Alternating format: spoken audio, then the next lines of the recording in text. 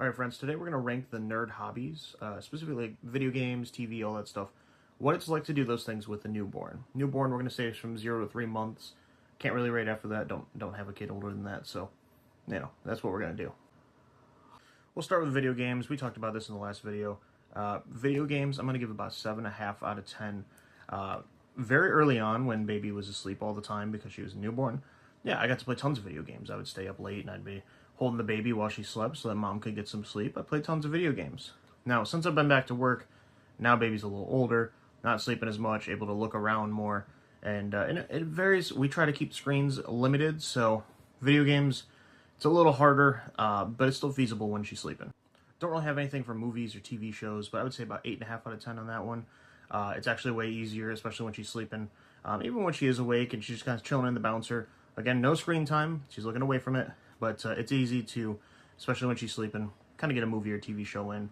Of course, we try to avoid violent or scary things, but that's a whole other thing. Let's talk about reading, right? So maybe you got a book that you like reading or a new series you're working on. Reading has been very hard. It's very hard because having two hands on the book to hold it open and just focus while holding the baby or dealing with the baby has not been easy. So reading, I'm going to say, is about a 6 out of 10. It's easier if you have a Kindle, actually, because then you have one hand, you screen, you just tap. It's a lot easier.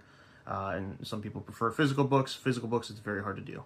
Next, we're going to talk about, let's get the whole box over here, board games, tabletop games, anything like that. It depends on the game you're playing.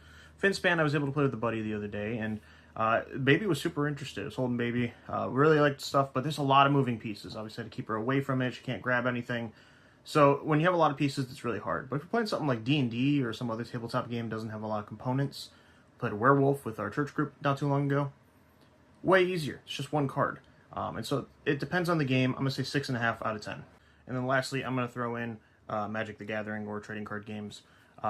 Specifically going out to like Friday Night Magic or anything like that. I mean, don't get me wrong, if a spouse or partner, whoever, is going to be able to hold the baby and let you go do your thing, that goes for any of these, right?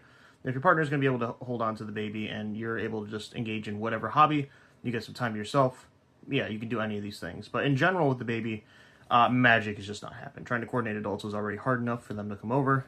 Yeah, going out to play Magic is just, it's not in the cards, pun intended. Last thing would be just trying to go out to any sort of events. I mean, obviously you can bring baby, but it can be difficult. So maybe 6 out of 10. Magic, by the way, was like a 3 out of 10. So nerd hobbies, they come and go. Some are easier than others.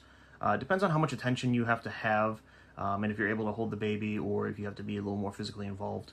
And obviously, again, if you have a partner that's going to hold baby, it makes it all a lot easier. But otherwise, yeah, a lot of these nerd hobbies that at least I engage in can be a little more difficult when you have a kid.